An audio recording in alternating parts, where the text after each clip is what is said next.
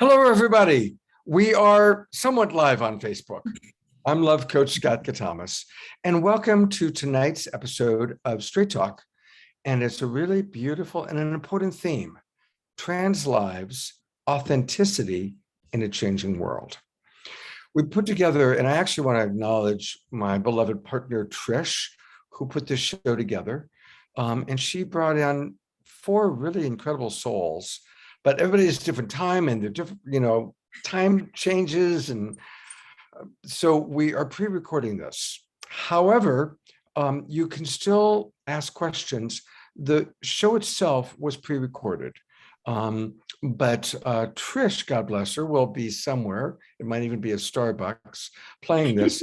And she could respond to questions from those of you on Facebook or those of you in our Zoom room. But our actual presenters will not be able to comment directly.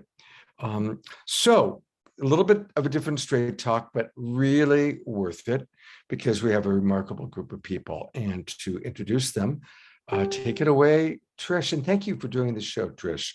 You've done a great job.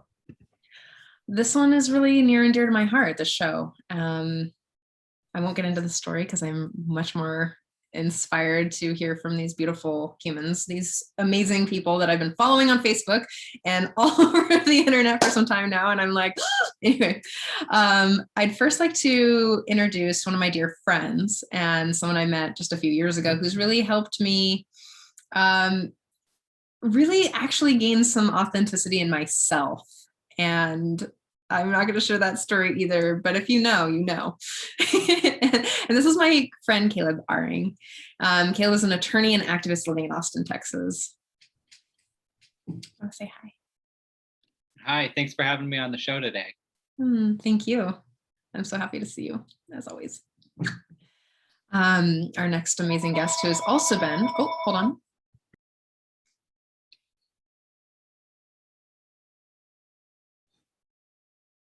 While we are waiting for Trish's phone to stop doing whatever it might be doing, or somebody else's phone, because I think she is somebody else, I will take it upon myself to introduce Jack. And Jack is the first trans guy to have run for office in the South. Wow, now that's cool. A digital strategist for the Sierra Club, and he's the founder of the Trans Empowerment Project, which is working to help move the trans community out of crisis and into empowerment. Jack, thank you so much for being with us. And I think Trish is back and available. She is. You never know what's going to happen. A surprise ring just means that we're on the right path, I think. I'm really excited to introduce Max Pearl. And Max has been on the Self-Love Show, and you deeply touched my heart there. And you're just profound and really grounded wisdom. I sat with that, your teachings for over a week, and I was like, oh my God, can't wait to go have coffee with you. Max is a teacher and a workshop leader focusing on self-compassion and embodiment for queer, trans, and gender-expansive folks. He is also a multi-genre writer and lives in Northern California. It's nice to have you here. Yeah, thanks for having me. I'm really excited to be here. And some of you who might follow Aydian on social media, you're probably wildly inspired by this person, because I am, with a breakthrough cover feature in Men's Health magazine, multiple appearances on the Ellen DeGeneres Show, and the nonprofit Point of Pride, helping over 10,000 people worldwide. Aydian Dowling is a household name in the transgender community. Thank you for being here. Hey, pleasure. Awesome to be on this panel group discussion with everyone. I'm excited. Oh yeah, I've been excited for weeks, weeks. What I really would love to start the conversation with is, I'm a big self-love proponent. Like that's my whole work in the world. And I would love to hear about your self-love journey and how you now live authentically, like how this has really helped you, like your transition, your experience, your journey through that. And I'd love to just like pass the ball to someone and let you guys figure out who goes next. Who wants to take it away? I can start. Why not? I mean, self-love, as you know, Trish, self-love is my thing too.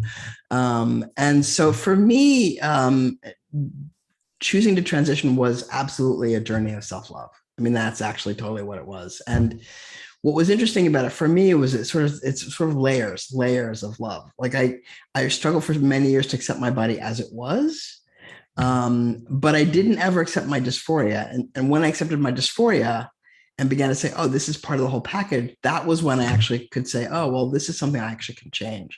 I can do something about this. And so that was what led me into transitioning. But it totally is, and it's always, almost always a journey of self-love.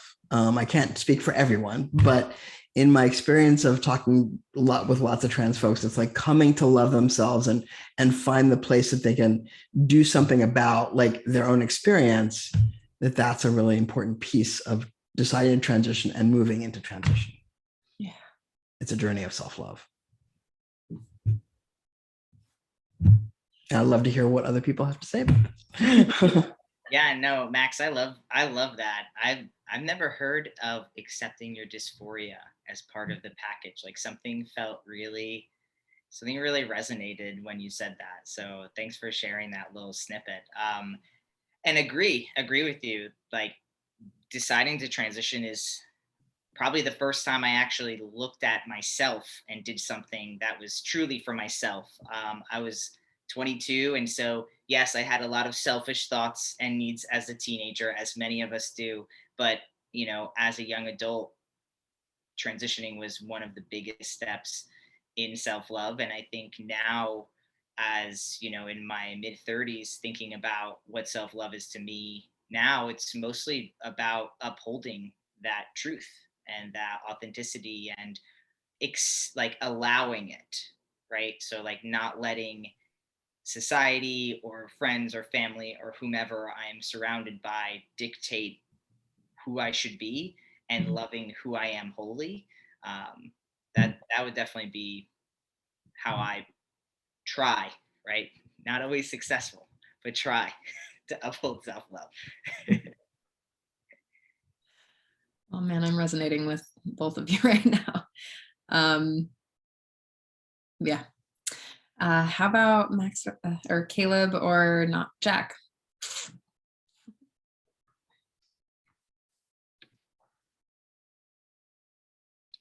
I feel like we're playing chicken for who's going to go next. But I'll jump. You know, I think it's been a really interesting journey for me, and I transitioned quite a while ago, about 20 years ago, and you know, there weren't a lot of resources, and I personally didn't have a lot of coping mechanisms. I was 18 or 19 years old. And at that time, I had a lot of addictions that I used as coping mechanisms. You know, I was drinking and finding other ways to really kind of help myself through, because I knew that transitioning was something that I needed to do for myself in order to continue on in this world. But I didn't know how to navigate that journey. And I think for me, real self-love came when I got out of addiction, and I've been sober now for over 10 years.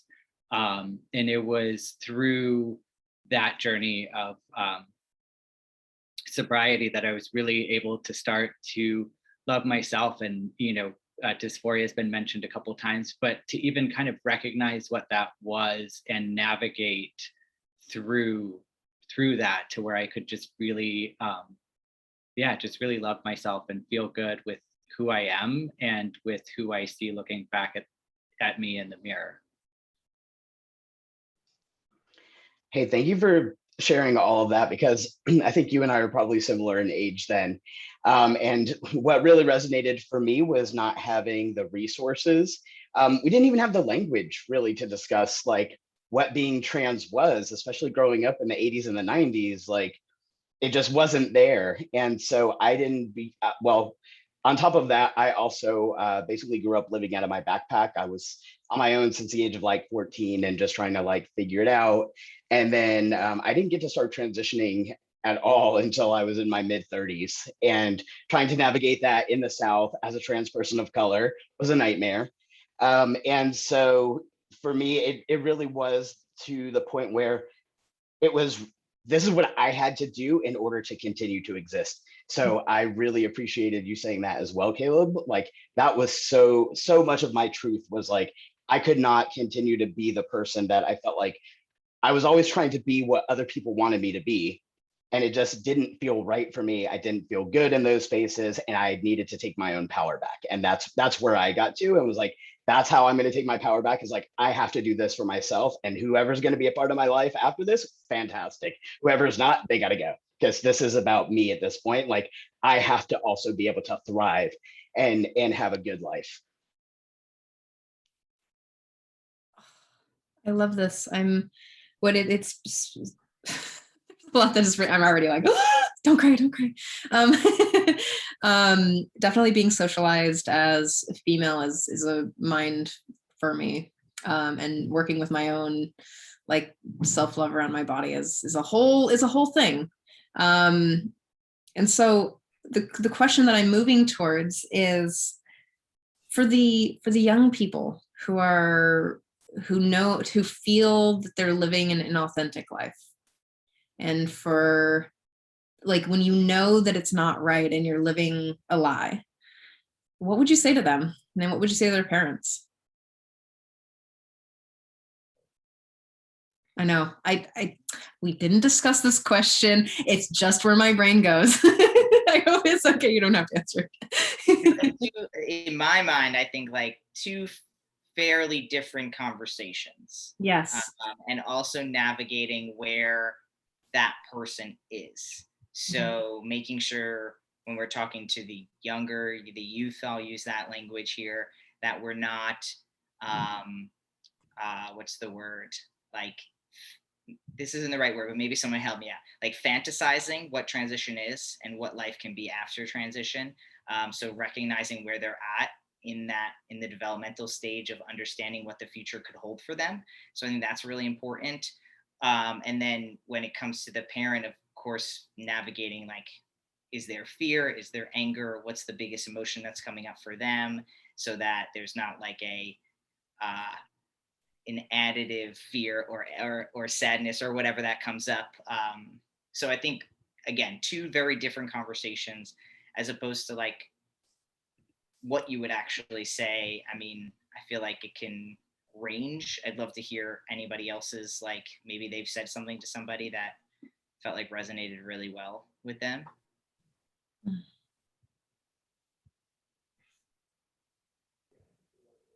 I always say like the penguin, so the penguin breaks the ice. So like just be the penguin, jump in, break the ice, get it flowing. Or if you have any, or if you know any resources, again, a personal story around my family is just like, I have something close to my heart that means a lot to me, and why I really wanted to bring these beautiful humans in to share their experience of being alive, because I think that there's 7.8 billion realities on this planet, and it's different and it's unique for each person, and to find the compassion and the support that you are talking about, and the mentorship that's really there standing up for you.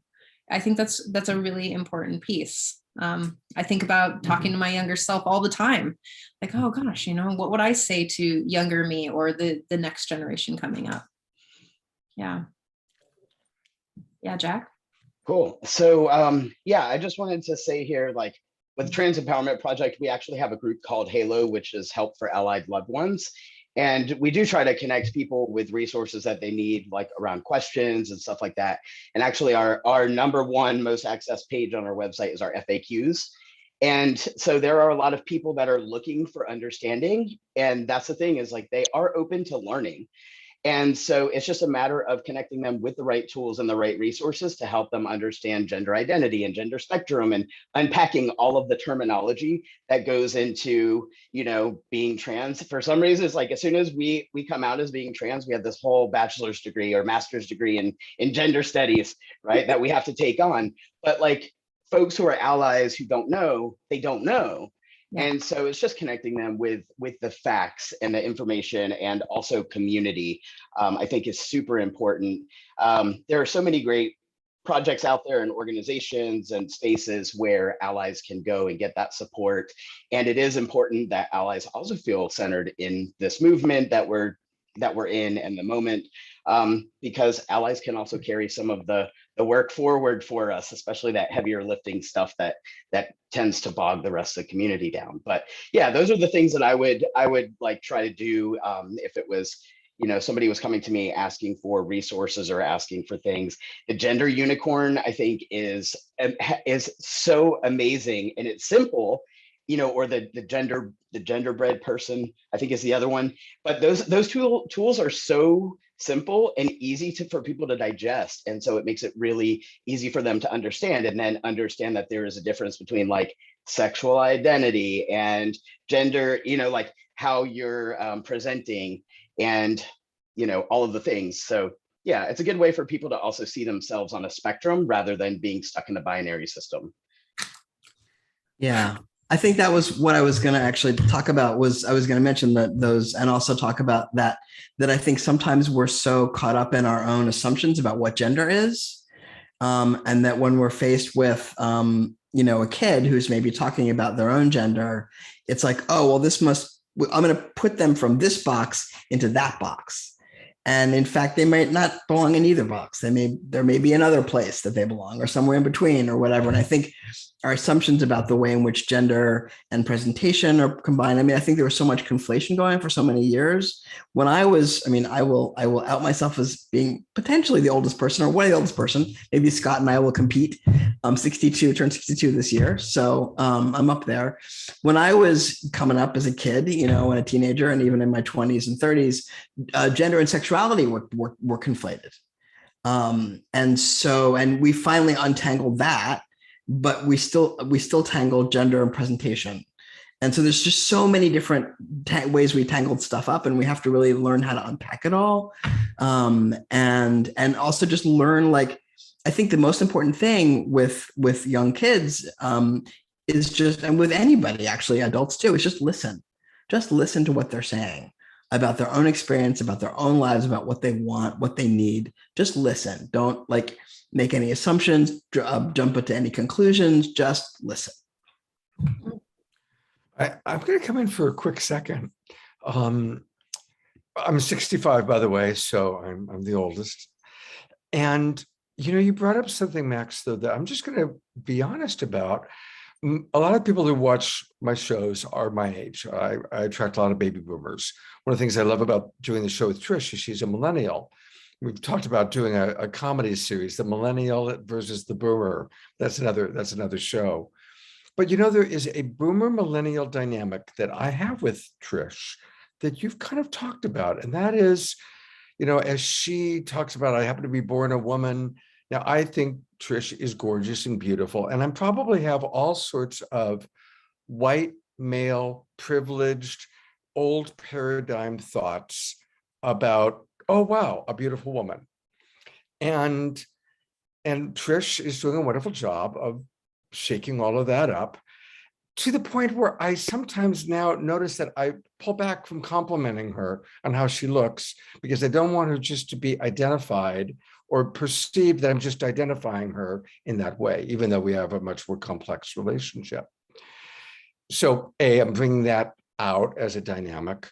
And it really is important because, God, we have these old ways, as the oldest person here, that we do see people, that we do see the world. the older we are, the more we've developed all sorts of judgments and prejudice and categorizations. And I guess what I appreciate about all of you as activists and as pioneers to a large degree is how you're breaking all that up. So with that as a very large context, what would you like for people to know or to understand, people that haven't been around the trans world? What would you like for them to know? What would you like for them to understand? And that's really a question, ideally, to all of you.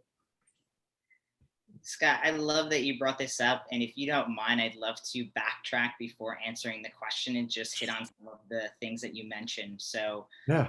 I think that when we, I would ask you, Scott, when you see Trish and you say, well, oh, wow, like, a gorgeous woman, right? And you make all these assumptions, my thought is it the outer body that is actually making you feel so proud of her or feeling like she's accomplished? Or is it the strength and the the way that, Trish holds themselves and how they articulate themselves, or how they're willing to have these conversations and they're open-minded and they want to teach you? Is it really that you're actually adoring?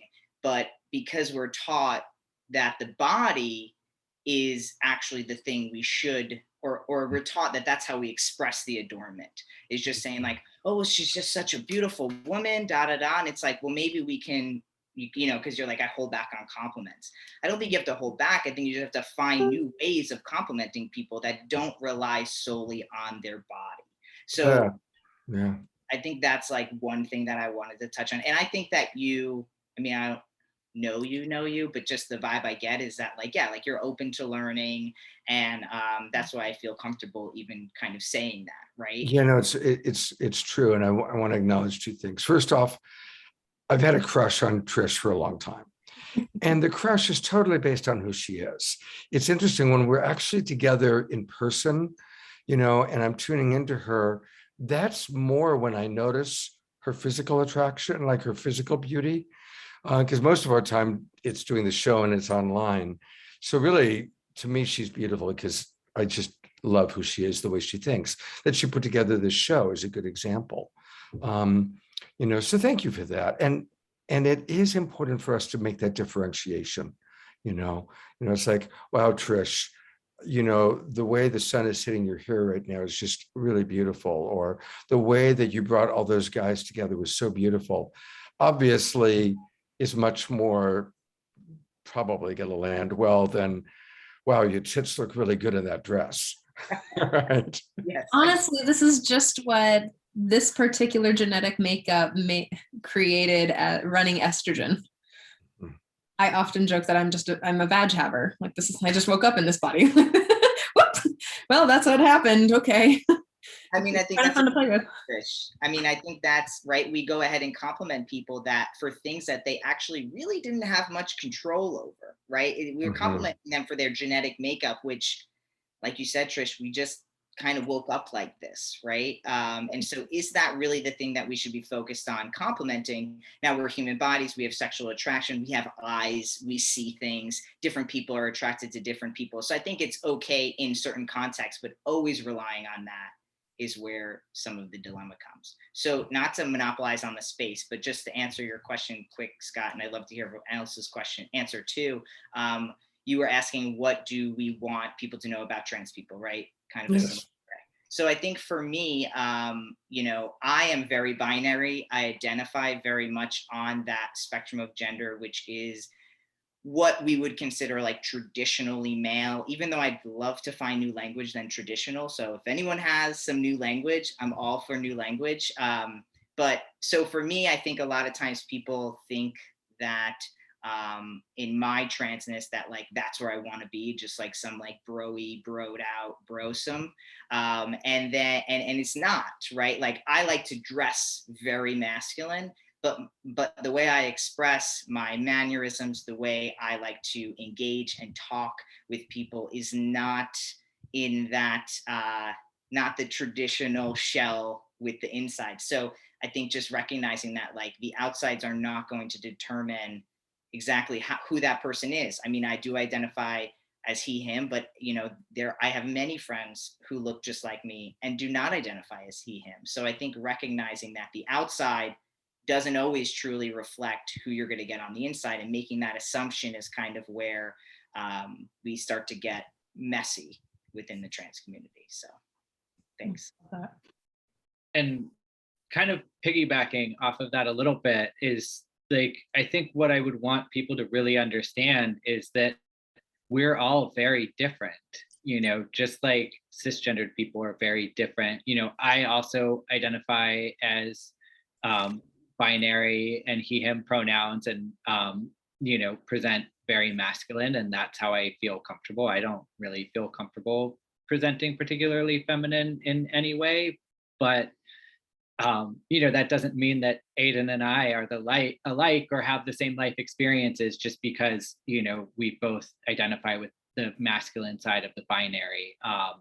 And in that sense, I think that, all trans people have their own journeys. Their identities might vary. Even if they look like me, they may not identify the same way that I do. And that we just all really have different journeys and different lives, and that you can't make assumptions about one trans person based on something that you know about another trans person. If I could add here too, big pluses to us not being a monolith. Like, this is not just a single experience. And I mean, just like, if you're sitting there thinking about, if somebody at home, for instance, is thinking about like cis men, for instance, there's such a wide variety of experiences that encompass what a cis man is, right? Like, there's so many different definitions of that. That is the same thing for the trans community. There are so many different definitions of who we are, whether we identify using specific pronouns or whatever. We all have so many layers that go into who we are as human beings. And I think a big thing for folks to know is that nobody owes you your expectations of them. Like, if somebody has an expectation of who I'm supposed to be, I don't owe that to them. I don't need to be that person. I am allowed to be exactly who I am, regardless of other people's expectations. Mm-hmm. And so that's something that I think a lot of the older generation is so used to being able to be like, oh, but it should be this way. But like, why? You don't have a right to exert that experience on another human being just because you want it to be that way. If you think that there's something that should be done, go do it. Don't expect other people to do those things. So yeah, I really liked, just a little bit ago when Scott said about being open to learning. I think that a lot of the older generation is in this mindset of like, I've already done my learning. In fact, I've had that response from folks that are in their late 60s, even family members and stuff. They're like, I went to school a long time ago. I just don't have the capacity. And I'm like, no, that means you're old enough to know better and that you need to do better. So yeah, I mean, that is definitely part of it for me too. Good point. And I would echo and ditto everything that my companions here have said. And I guess I also want to bring in the fact that we are all trans masculine folks here. And so there isn't the trans feminine experience represented in this conversation. And I think that it's important to just say that in general, there's lots of complexities, like as a Black man, there's complexities in moving from being a woman to a man, but on the whole, the trans feminine experience is much more difficult. We have it so much easier. And so I just wanted to sort of bring that up and make sure that got represented because it's a very different experience. And it's also a very difficult experience. So you sort of combine all the crap that that involves being a woman, and you add that to the whole thing about, sort of like the times when trans feminine folks can't pass, and the whole thing about gender policing. And it's really, so I just wanted to bring that in, but dittoing everything else everybody said. Can I just add one more thing here too, Max? Like, I wanted to just add that there is also another component of this, which is our race, right? So like, people of color, as we transition, we tend to transition into more dangerous positions of existence. Like me personally, I have had encounters with police just for existing that started happening after I started transitioning. I didn't have as nearly as abrupt of experiences with people regarding racism as I do now. And I think that that's something that like doesn't really get discussed a lot. So I just want to throw that out there. Like when you're talking about trans people of color versus white trans people and just normalizing the white transes, like that is a completely different experience in itself. And there are a lot of things to unpack with all of the racial barriers and biases that exist there, and could maybe be a whole nother show. But yeah, like I said, I just wanted to put that out there because I think it is something very important to think about, as well as disability. So you have all these marginalizations of being, and when we start really building power, it's all about focusing on disabled trans people of color, because that's when we thrive. It's like when disabled trans people of color have our needs met, everybody wins. So yeah. Yes. I'm really excited. I'm like, this is such a good conversation. Thank you for bringing all the points in and really speaking to my heart and everybody that we're touching right now. Thank you all for being here. No, you're perfect, like excellent. Like what you brought in is exactly what is part of my mission in the world, is to really give voice to every person, especially the voices that aren't heard often. That's like necessary. Yeah, I want to riff for a moment on how important it is for us to always remain curious. The nature of all consciousness is to expand or to contract. And we can, as we age, we have a choice. We can continue to expand by being curious and being willing to learn. But every time we make a choice of, I'm too old to, or that's just the way it is, or I don't want to deal with it, and we get lazy, right? Well, we're contracting. That's how we die. And so it is really important for us never to assume anything about another human being. I'm a coach, and my number one commandment, this is when I played Moses, is thou shalt not react to your interpretation of another person. Because that's what causes almost all fights. Almost all arguments are based on when we're reacting to our interpretation. And so, I'm just really fascinated with all of you guys because you've all had these amazing, unique lives, radically different from my life.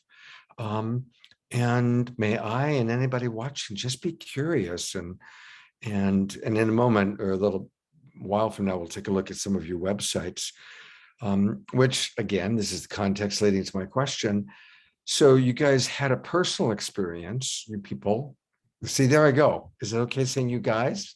And when I say you guys, I usually do that when there's men and women identified. And the moment I said that, I said, oh God, I don't mean, but I kind of meant it. So there it is, right? Do you wonderful human beings, wonderful souls, spiritual beings having a human experience. How has it been transitioning from your personal journey into becoming a spokesperson, becoming an activist?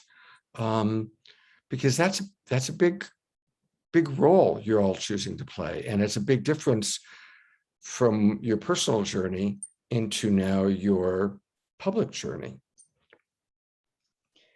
I will totally jump in first here. I have to say, for me, it has been about, okay, so like I mentioned before, I basically grew up homeless, been on my own from 14 to 23. I was living out of a backpack, just kind of floating around this world.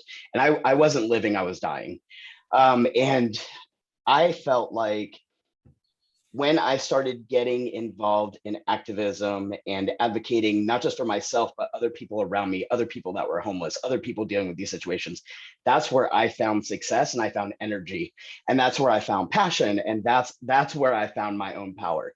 And so as I have just leaned into more of that, and realizing like, so for instance, when I ran for office, I didn't know too many people around Knoxville or what other people's experiences were like. I was at the beginning of my own transition, dealing with a ton of obstacles and barriers, and just knew it was not okay. And that was around the time marriage equality passed, and I had heard wonderful things about the mayor of Knoxville. So I went to this rally. It was for marriage equality. There was, about 4,000 people there because one of the couples that sued for the right to marry was here in Knoxville. And so I was really excited to connect with the mayor, and I had a chance to talk to her. And all I said to her was like, hey, I know you're really busy right now. I would love to talk to you about trans issues. And this lady blew me off. This huge champion, this ally, this advocate blew me off and was like, yeah, you can talk to my assistant, Matt, right there. And points at a crowd of 4,000 people. It's like playing Where's Waldo? So I'm like, wow, cool, thanks. And then a short time later, I heard that she was running unopposed. And it was like the last day for anybody to run against her. And I was like, no, she's not. And I had no idea what anything meant. It just was like, this is what is bringing me energy. And I followed my calling. And that's what I feel like at this point is like all of the work I do is partially because it makes me feel good, and also because it's bringing more power into this world and giving folks the chance to like also grow along with me. And that's something that I love, is like being able to move from that space of being that person in crisis to now being able to bring other people out of it. And now we've taken the next step and we're looking at movement building and all that other stuff. So I have spoken a lot, and now I'll stop. Yes. I'm not going to let you stop, Jack, because I do want people to start knowing about what you guys are up to. So I've gone to your website right now, Trans Empowerment Project. So Jack, tell us a little bit more. People who are like intrigued, they want to learn more about you and what you're doing. Obviously, this is the website. It's transempowerment.org, transempowerment.org. What would you like to point out on your website? Where would you like people to go?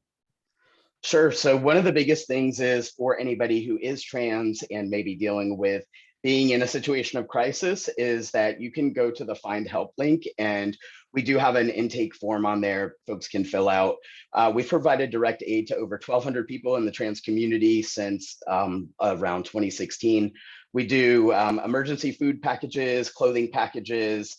Sometimes we can help with shelter. We can at least help with transportation to safe shelter. And then we help with like emergency supplies of HRT if someone can't afford their hormones and things. And then also we have a new project that we launched this summer called Take Back the Narrative, which is all about storytelling. And it's not just for trans people, but we want to, I think it's at the top. Yeah, I found it. There you go. There you go. So that's really about storytelling, because right now, part of the reason that I feel like our community has been under attack for so long, and the GOP and these extremists have been so successful, is because they're the ones controlling the story about who we are as a community. And we need to take back that power and start owning that storytelling ability for ourselves. We need to start telling our own stories, and Trans Empowerment Project, along with all of our partners, want to start amplifying the real lived experiences versus the horrible fantasies that other folks paint for us. So yeah, we also have an inmate advocacy project. We're about to launch a pen pal program for our inmates. We've got at least 6 different prison facilities we're partnered with there, and we do provide commissary funds, gender affirming undergarments, things like that to folks who are incarcerated. And we have a community captains program for anybody who wants to organize with us and grow some power. So basically what that is we're looking at people around the country who are interested in like showing up for trans rights and doing some coordinated campaigns with us and growing some power, specifically starting with our clothing swap, which is how I started the organization. And with a clothing swap, we hold them. Pre-COVID, we were doing Trans Day of Visibility and also Trans Week of Awareness, so that we were establishing some type of regularity where folks could actually get clothes whenever they need them. Here in Knoxville, it led to us, the third time I did a clothing swap, we had a 15-foot U-Haul of leftover clothing after giving totally free clothing to over 100 folks. So I want to teach other people how to hold clothing swaps in their own areas, so we can make sure folks across this country have all the clothing they need. And yeah, so we have a lot of other projects coming up. Best way to stay informed is to join our mailing list. And if you want to make a donation it certainly helps us to continue to do our work. Jack, I'm really impressed. I'm taken aback with how much you're doing. And God bless you. And yes, I'm personally going to donate in the next few minutes. And I really want to encourage you to do that. And I'll find that donate button and I'll bring back up one more time. But thank you, Jack, for all the incredible things you're doing for so many people. That's very cool. It's very cool. Thank you. And thanks for having me here. Yeah. I think we were on kind of your shift from a personal journey into your experience as public speakers, as role models. I mean, that's a whole thing, how do you deal with being a role model, being an activist? Jack certainly did an amazing job of responding, hard act to follow. So I'm going to go to the older gentleman, Max. Yeah, I can go next. Well, number one, I'm not an activist in the traditional sense. And I used to be, but I haven't done that in a long time. I did sort of transition in a semi-public way. I wasn't super public, but in the lesbian, I was a lesbian for many years. And my ex-partner and I had been doing workshops and retreats for lesbians on relationship skills and dating skills. And I transitioned sort of in that community with that audience. So that was an interesting process for me. So it wasn't actually ever private. My transition was never really private. It was always sort of public in a way. And I think if I think of myself as an activist, according to now, I mean, I am an activist of joy. For me, I feel like joy of any marginalized people, whether people of color, trans, queer, whatever, disabled, that our joy is itself revolutionary. And so I work with individuals on cultivating joy and on, learning to love ourselves, learning to love our bodies, becoming embodied, allowing ourselves access to sensuality and sexuality. And that's what I do. I'm about joy. And so that's what I love to do, is help people find their way to joy. Well, that's beautiful. And you do have a website, which I've just pulled. Yes. And for anybody who's just listening, it's transresilience.com. Transresilience.com. So it's TRANSRESILLENCE. No, one L. One L in resilience. That's fine. Okay. Oh, you're right. Thank you. Thank you very much. No worries. Tell us, sorry about that.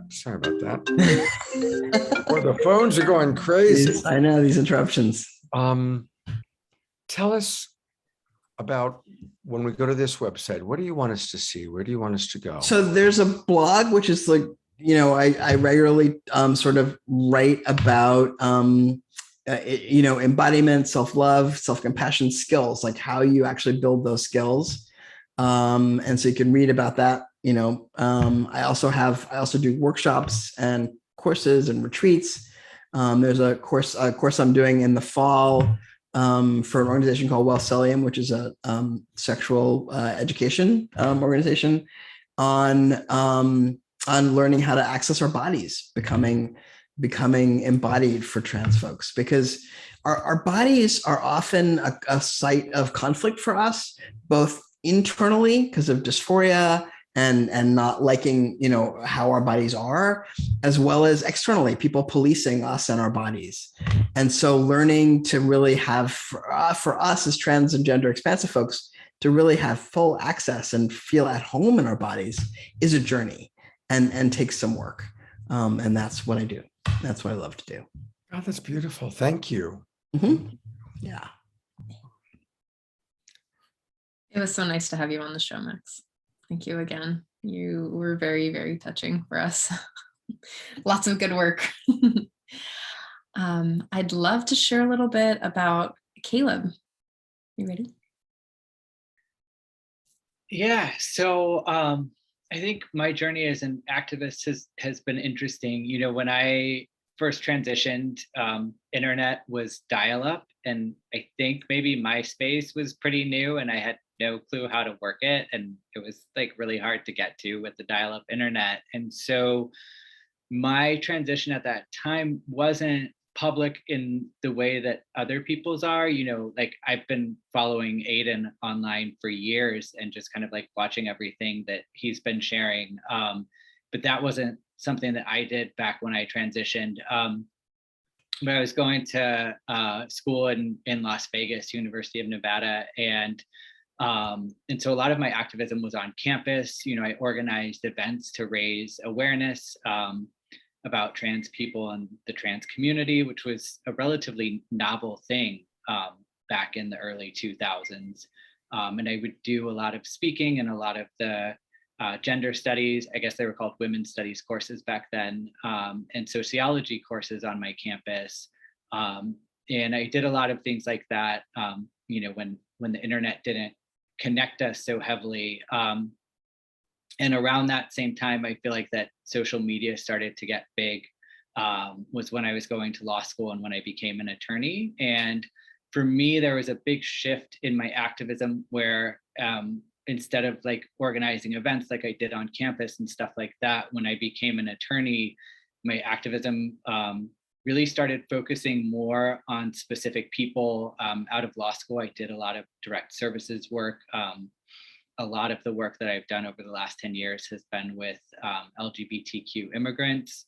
And so rather than, doing these really amazing things that a lot of these other folks on the podcast here are doing, that are just giving services to so many people, when you're working with somebody's individual case, there's really kind of a limit to how much you can put out there. And so my activism a lot has just been about helping people one-on-one. And right now I don't actually have a website. I'm shifting projects and the stuff that I'm working on. So I don't have a regular website. I try to post on Instagram when I have things going on. But it's been really interesting to watch social media progress. And I kind of had this, that's my Instagram, and folks are welcome to follow me.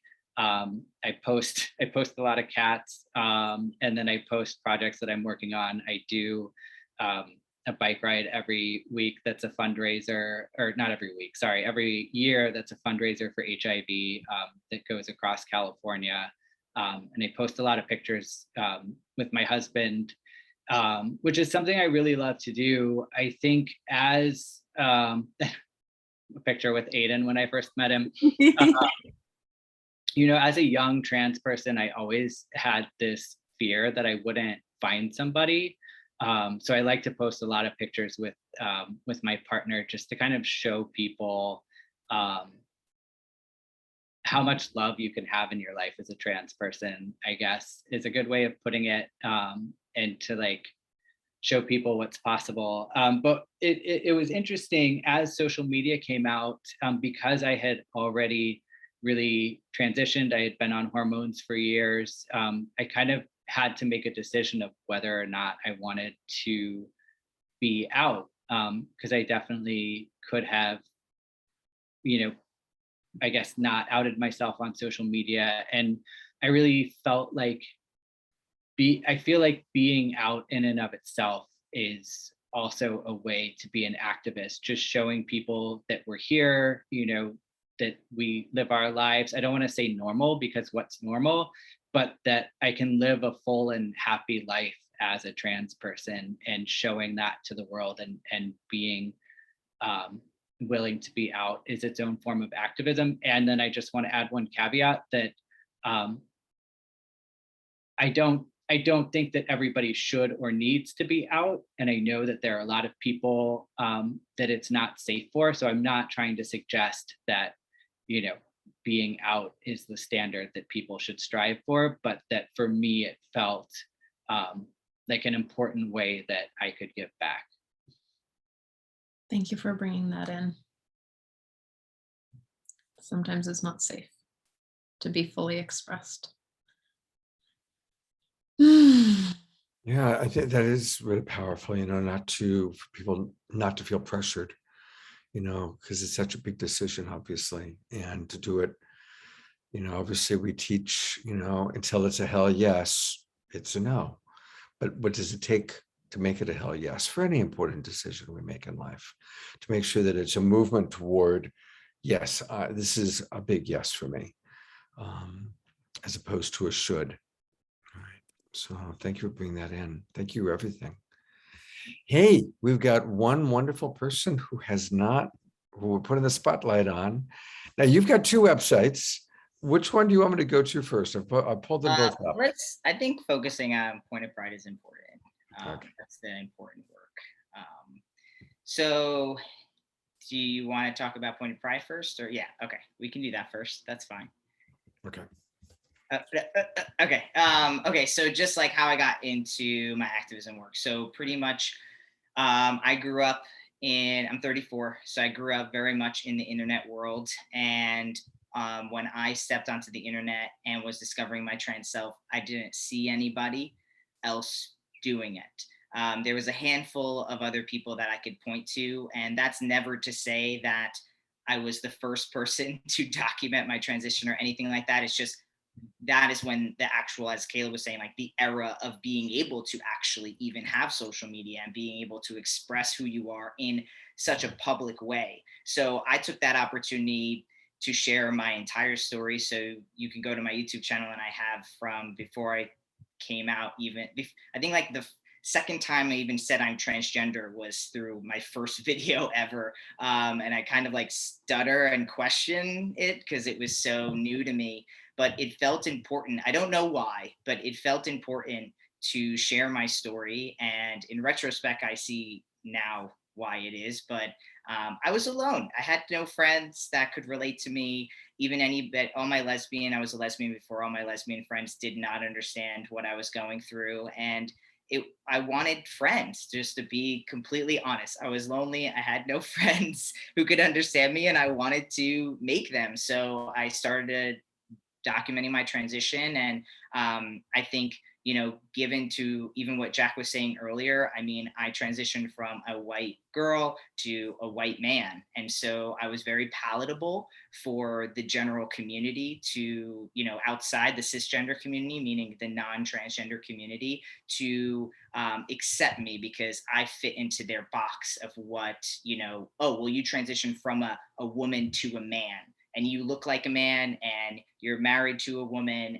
And so it fit all of the comfortable boxes. So I always say, like, I'm the guy that like people let in because they don't really know what they're getting themselves into. And then like I go to the back door and I open it up and I'm like, all right, come on, like let's come in here. Like, let's start having this conversation. So I know that that's my role. And I try to take all the privileges I have. I mean, I have a platform that was at the right time, at the right place. I've been in arenas and areas that other trans people are not welcome in. So I try to use, what the community has given me, which was back then not having anybody to console and to feel seen in, and that community gave me that. And so I feel very connected to the community. It is solely my life, to be honest. And I feel like my job, like I take my activism very seriously. I feel like it's important.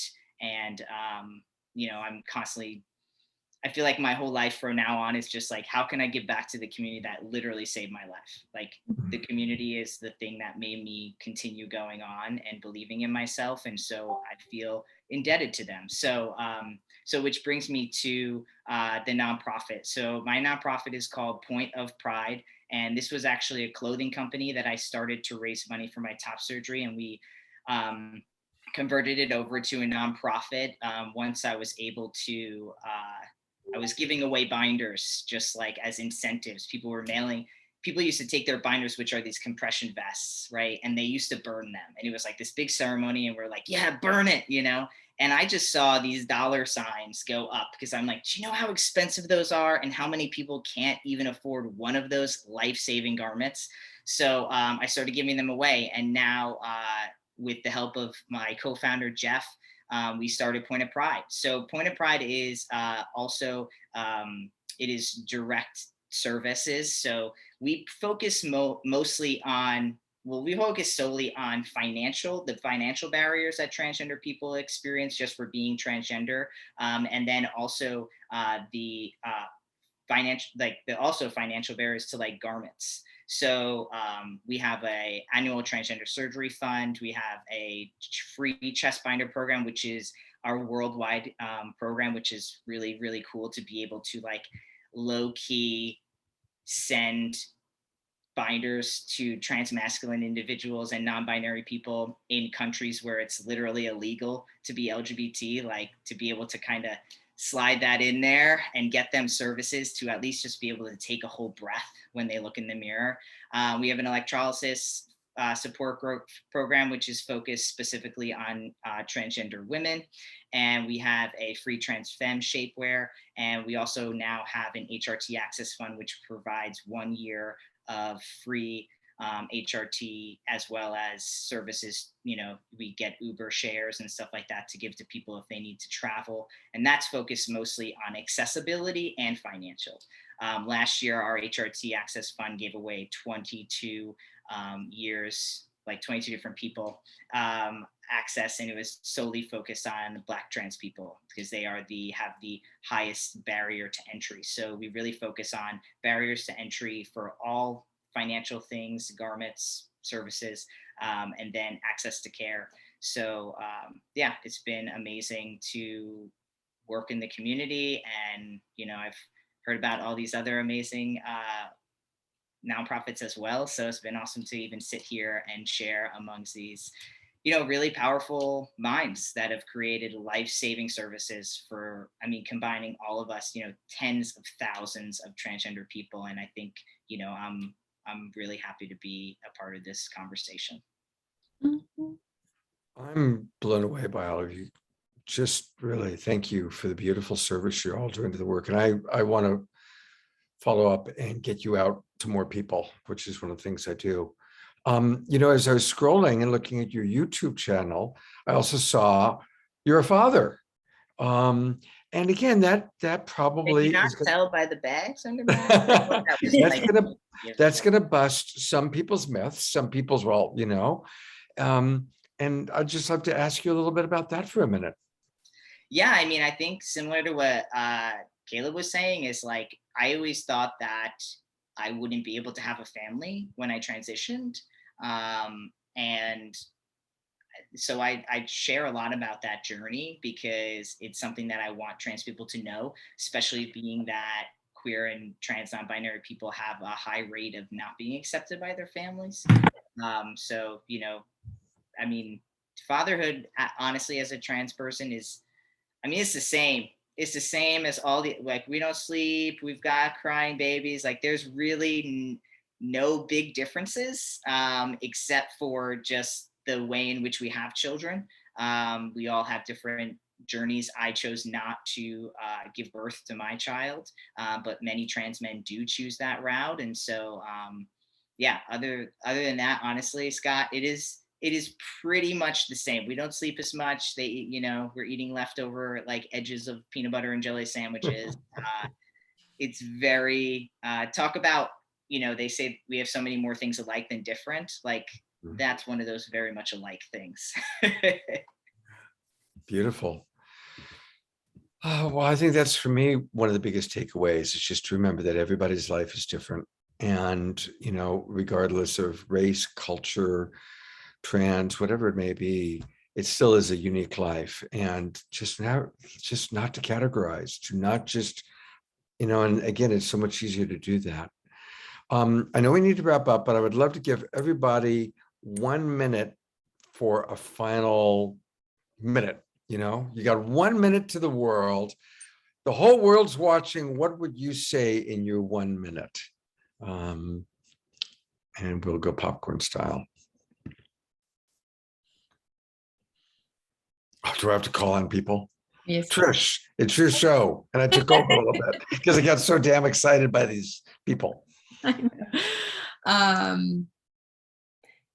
Thank you all again for being here and for giving voice to something that's really close to my heart. For showing up in your activism and for taking your time and your energy and your hearts, your lives to help share this information and to share your hearts and souls. You guys are beautiful. And I'm blessed to have just like loved you guys right now. Scott, thank you again for making this all happen at this time. Yeah. So, how about Max? Yeah, I would just say, well, it's been great to be here. I've loved this conversation. It's been actually really interesting and educational for me too. And I think, back to sort of the whole idea about how we sort of begin to make this world safe and good for trans folks is really about listening and being present and being compassionate and being able to embrace people as we all are in our gender complexity. Because actually the truth is every single person, whether they're cis or trans or somewhere in between or not, has their own gender journey. We all have complex genders inside of us. And I think to admit that and allow that to be true and listen to every single person's gender journey is really important. So Beautiful. Listen to every person's gender journey. That is I like that. I mean, everything you guys have said, but that's a good one. I like to riff on things that stand out for me. Aydian, what's your final thought for today? Yeah, lots of pressure, right? You're talking to the whole world. What are you gonna Right. say? I think kind of just going off of what you just said, Scott, like there are a lot of things that have been said today and something specific will stand out to you. And so my call to action to you is to actually take some time in the next day or two to research and look and follow and explore. Because I think so often we hear these things and we think about it, and if we don't take the action when it's really present, it will fall into it'll get lost in all of the millions of things that we're scrolling through. And so take a breath when we're done here and you close out this session, like what stood out, make a note, put it in your agenda, and spend 25-30 minutes just kind of exploring. That's what it's about. That's what we all did here in order to discover who we were. We started exploring. So like you can learn for yourself. And yeah, that would be what I would say. I just want to add also that let's all donate. And before I take her out on her walk, she's like eager for a walk. I'm going to go to each of the websites and donate to each of you guys, gals, people. What? They're guys. Guys, it's okay. All right. He, him. Okay. Jack and Caleb, we still want to hear your final words of wisdom. I'm going to put the spotlight on you, Jack. Okay, great. Yeah, I guess for me, the one thing I'll say, or my parting words are this: for the most part, trans people, a lot of us, we're ultimately just trying to survive, and a lot of us want the ability to live our best lives, just like everybody else out there wants to live their best lives, and we can't do this work alone. We are dealing with a lot of obstacles and barriers that don't need to exist, and we don't need to wait for our government to make changes. Like, we can create cultural change by doing exactly what we're doing here and having these types of conversations and having our allies do the same thing, because ally is not a label that you get to place on yourself, but it's actually a label you should be trying to earn.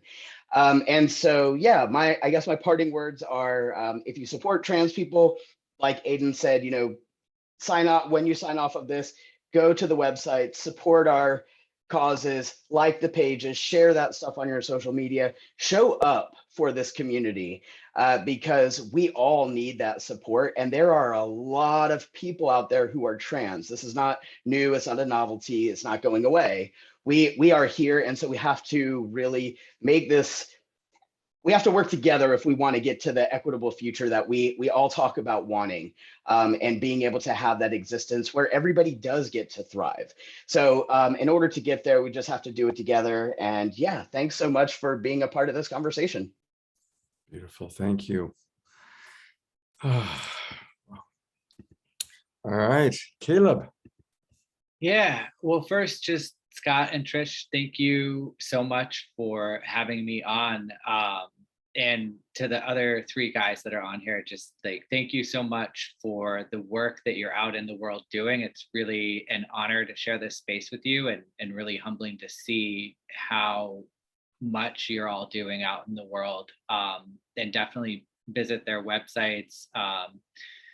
And, I think my parting words would be, we are just four people. We're a very limited view of what the transgender experience is, and there are tons and tons of resources out there, YouTube channels, websites, documentaries, all kinds of things, and there is so much more to learn and to know. And so if you're really wanting to know more about the trans experience, I would say go out and find more. Yeah, I think that's the main thing. Thanks so much again. Thank you, everybody. And I'm going to go quickly to your websites one last time, just to make sure everybody knows. One of them is pointofpride.org, pointofpride.org. And that's a great place. There's so much that they're doing there. Then we also want to show the transempowerment.org, transempowerment.org. And again, just all the different things you're saying. I mean, we could do hours, I would love to talk to you about abolishing white supremacy. Okay, I love talking about that topic because I want to learn, I want to know. So thank you. These are really important organizations that you guys are doing. And then the last one, the Trans Empowerment Project, transempowerment.org, transempowerment.org, taking back the narrative. And that's the same one. I'm sorry, trans resilience. So let me go there. I got a lot to learn today. Thank you. So the other website that we want to encourage people to go to is Trans Resilience. Why do they make I's and L's to look identical? Is that just to confuse us? Anyway, it is transresilience.com. So there are the websites. And then, of course, Caleb has his Instagram account. Here. You can find him here, caleb.f2m. Beautiful. Go follow. Thank you, everybody. Last thing, a reminder to our viewers. I recognize that most of you watch our replay. Share this out with your friends. A wonderful way to support this work. It's like they're saying, let's get this story out there. So go ahead, post this on your website, send it out to some friends. Say, you know what? There's a really amazing hour, and I learned a lot from this hour. Let's share it out, all right? Thank you, everybody, for watching. Thank you again, Trish, for putting it together. Thank you, beautiful beings, for being with us and for the wonderful work you're doing in the world. See you next Friday.